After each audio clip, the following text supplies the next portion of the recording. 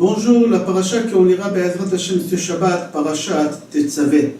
Dans notre paracha, on parle là-bas des habits des Kohen idiotes et des Kohen Gadol. Un de ces habits, c'était le Me'il, le manteau. Et c'est marqué dans la paracha que dans le manteau, il fallait faire là-bas Pa'amone Za'av Betocham. Il fallait faire des cloches au nord. En bas de l'habit, en bas du manteau, il fallait accrocher là-bas des cloches. Gemara Erechim, page Tetzain Amud Aleph, dit que chaque habit qu'on a fabriqué au Kohen, c'est pour y représenter quel péché. Chaque habit représentait un péché qu'un homme peut faire, et cet habit, il faisait pardonner sur le péché que l'homme il a fait. Par exemple, le Me'il Trelet, le manteau, ça venait réparer le péché de la Lashon Hara, médisance. Pourquoi? Parce qu'au moment que quelqu'un il fait la médisance, il va parler là, il va parler là, il va parler là, il fait des bruits partout en parlant du mal de la personne. Le manteau, en bas, il fallait mettre des cloches. Et les cloches, ça faisait des bruits. Comme lui, il a fait des bruits avec la Lashon Hara, comme ça, le manteau, il fait des bruits. Aussi, les cloches, c'est marqué qu'il fallait qu'ils soient au nord. Comme on dit or en hébreu, Zahav, Zain, Hei, Bet. Zain, c'est 7, Hei, c'est 5, et Bet, c'est 2. Les chiffres, ils descendent. Ça veut dire que c'est lui qui fait la Lashon Hara, il fait que descendre, il fait que perdre. Il fait que perdre. Et encore aussi, il faut savoir, le Ben Ishraï dit que les lettres des Zahav, Zain, Hei, Bet, c'est 3 lettres. C'est lui qui fait la Lashon Hara. Il y a 3 personnes qui payent pour le Lashon Hara. Le premier, c'est lui qui parle le premier. Le deuxième, c'est lui qui écoute. Et le troisième, c'est lui qui en a parlé de lui. C'est lui qui a causé cette Lashon Hara. Alors tout le monde, ils doivent payer. Le Ben Ishraï, dans notre paracha, raconte une histoire pour comprendre la gravité de la Lashon Hara. Qu'un jour, il y a un bonhomme, il avait 3 filles. Et ces 3 filles-là, chacune, elle avait un défaut. Et il avait du mal à les marier. Une, elle était voleuse. Une, elle était feignante. Et la troisième, elle parlait la Lashon Hara toute la journée. Un jour, il y a un bonhomme, il est venu voir ce papa de ces 3 filles. Et il lui a dit, j'ai 3 enfants à marier. Et chaque enfant, moi, je le marierai avec une de tes filles. Il lui a dit, non, mes filles, ils ont beaucoup de problèmes. Il est préférable que non. Il a dit, laisse faire, je connais le problème de tes filles, on va les marier avec mes enfants. Et comment il a fait, ce bonhomme-là? La voleuse, il l'a mariée avec un de ses enfants. Et il a dit à cette fille voleuse, voici tous les clés de mes coffres. Cette fille, elle n'avait plus besoin de voler. Parce qu'elle avait tous les clés, elle va voler à elle-même, ça l'appartenait plus ou moins. Est-ce qu'elle va voler? Alors il a réglé le problème comme ça. Celle qui était feignante, il l'a mariée avec un de ses enfants et il lui a donné plein d'esclaves. Il a dit à cette fille, tu n'as plus besoin de rien faire, il y a des esclaves qui vont te servir toute la journée, 24 sur 24. Il a réglé ce problème-là. Et la troisième qu'elle parlait, la Lashon Hara, il a marié avec son 3e fils. Et pour qu'elle ne parle pas la Lashon Hara, ce bonhomme, le papa, il venait la voir tous les jours. Et tous les jours, il lui demandait, qu'est-ce que tu as besoin? Je te donne, je te fais. Comme ça, elle n'avait pas besoin de parler la Lashon Hara. Et tous les jours, il venait, il lui faisait qu'est-ce qu'elle demandait, il lui donnait qu'est-ce qu'elle demandait. Et comme ça, c'était tranquille pendant des années.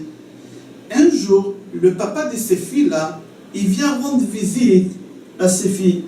Il demande à ses filles, chacune comment ça va, et chacune elle est heureuse. Mais celle qui parle la Lashon Hara, elle a dit à son père, papa, mon beau-père il est bizarre. Il veut faire des choses pas bien avec moi. Tous les jours il vient me demander de mes nouvelles, me demander qu'est-ce que j'ai besoin. Il me drague. La Lashon Hara, elle a parlé. Le papa, quand il a entendu ça, ça l'a mis en colère. Il s'est caché derrière un rideau. Et quand le beau-père il est venu, il a demandé à sa fille, à sa belle-fille, qu'est-ce qu'il te faut ma fille? Est-ce que tu as besoin de quelque chose?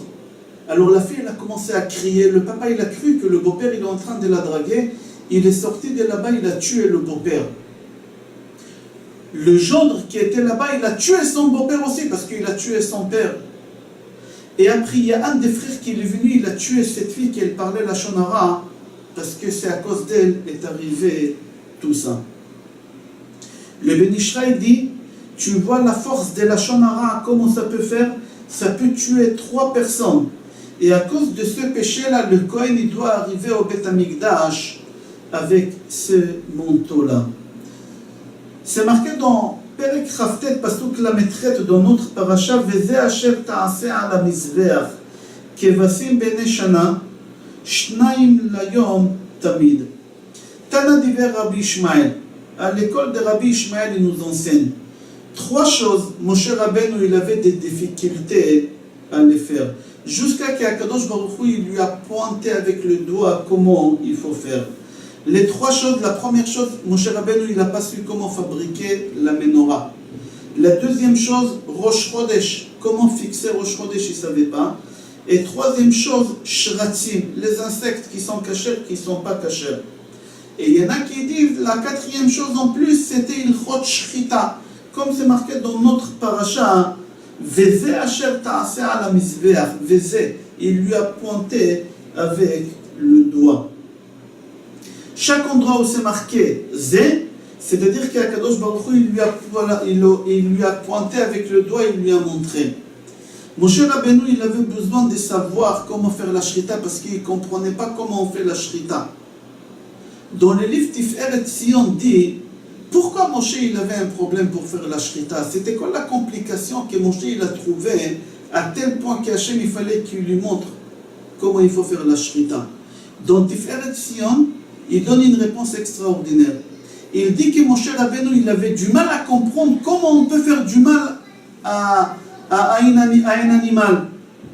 Comment c'est possible? Comment on peut être cruel et tuer quelqu'un comme ça, un animal?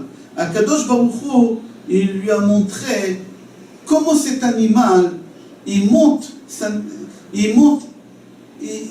s'élève tellement à un niveau élevé au moment qu'on lui fait la shrita d'après la halakha. L'animal, il n'a pas la neshama. C'est qu'un juif qui a la neshama. L'animal, il a le nefesh, un goy, il a le nefesh et le ruach, et le juif, il a nefesh, ruach et neshama. Mais son nefesh, elle s'élève de l'animal au moment qu'on lui fait la shrita. Et c'est ça qu'est-ce qu'Akadosh Baruch Hu, il a montré à Moshe Rabbeinu. Akadosh Baruch Hu, il a montré à Moshe Rabbeinu comment on fait la bracha après la shrita sur la viande, sur cette chair qu'on va manger. Comment l'animal, au moment qu'on fait un repas avec Shabbat, les fêtes, comment sa nefesh elle monte. À plus forte raison, si on l'a fait monter sacrifice sur le Mizbeach pour Akadosh Baruch Hu. Et c'est ça qu'est-ce qu'Hachem il a pointé à Moshe Rabbeinu, il lui a montré.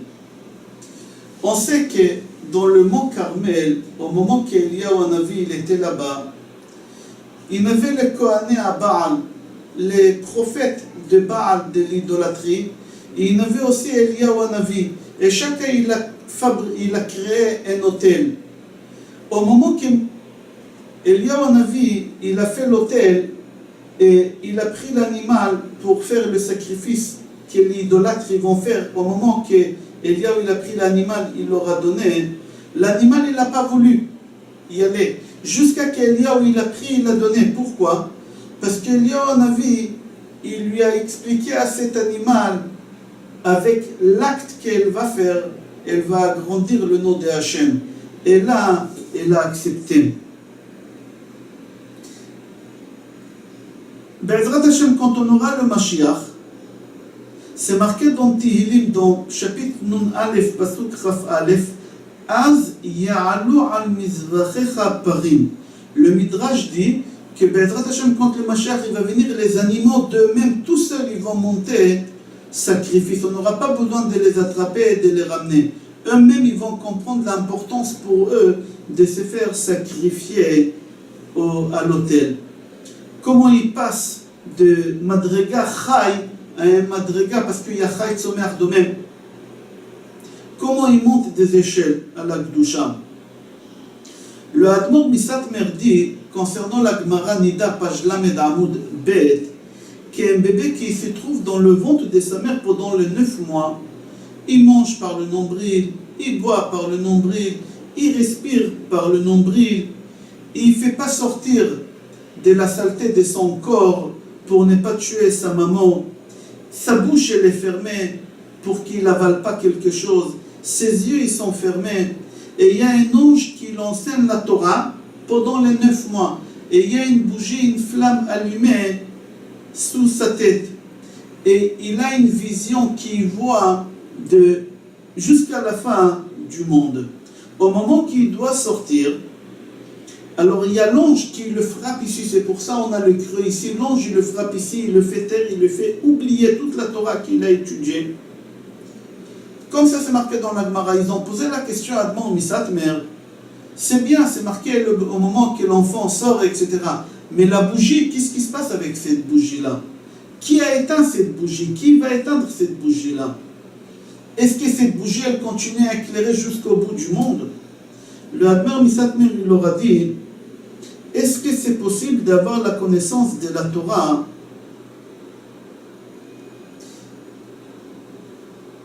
sans avoir cette lumière allumée?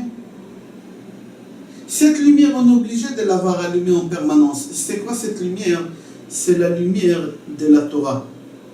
Au moment que l'ange y tape l'enfant et il lui fait oublier la Torah, alors cette lumière, elle s'en va toute seule. Parce que sans la Torah, il n'y a pas de lumière.